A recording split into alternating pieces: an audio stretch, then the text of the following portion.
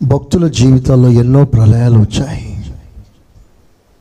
ఆ ప్రళయాలు ఎదుట వారు ఎలా స్థిరంగా ఉన్నారో ఆత్మదేవుడు గ్రంథస్థం చేసి ఆయా సమయంలో నీకు ఒక పాఠంగా నేర్పిస్తాడు. అవి ఎందుకో తెలుసా? నీ శోధన కాలంలో నువ్వు సరైన పునాది మీద కట్టబడిన ఒక విశ్వాసిగా, ఎన్నడూ కదలని వానిగా నువ్వు నిలబడాలని నా తండ్రి కోరిక.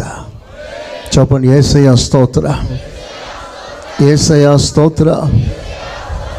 ఎన్నడూ కదలని విశ్వాసిగా ఉండాలి.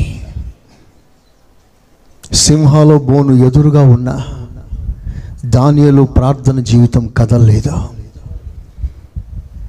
షడ్రక్ మేషక్ అబేద్నెగో ఎదుట అగ్నిగుండమే ఏడంతలుగా మండుతున్న వారి యొక్క భక్తి కదలలేదు.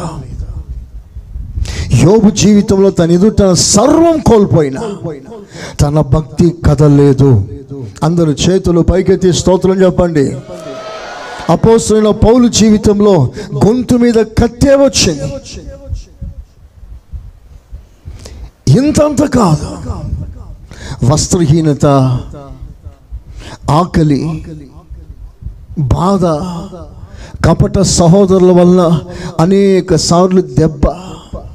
పౌలు గారికండి కపట సహోదరుల వల్ల దెబ్బ. తనతో కూడిన వారు తనను మోసం చేసిన సందర్భాలు. పౌలు గారు కూడా అలా జరిగిందా? మరి పౌలు గారికి వివేచన లేదా? నాతో ఉన్న వీడు సరైన మైండ్లో లేడని పౌలు గారు గుర్తుపట్టలేదా?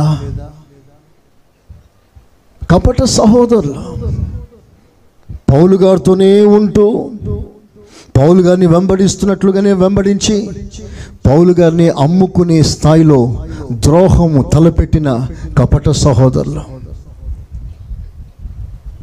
ఎన్ని బాధలు!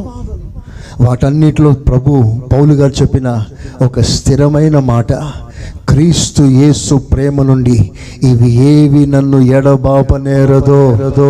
చప్పట్లతో ఘనపరచండి. యేసయ్యా స్తోత్రం అనండి. యేసయ్యా స్తోత్ర. ఇది మన భక్తి అలా మారాలి. నీ భక్తి పునాదులు లోతుగా వేయబడాలి. నీ వేర్లు లోతులోకి వెళ్ళిపోవాలి. సమస్యలు ఎన్నైనా సరే సన్నిధి విడిచిపెట్టకూడదు. నీకు న్యాయం జరగకపోయినా, నీ మనసులో వేదన తీరకపోయినా,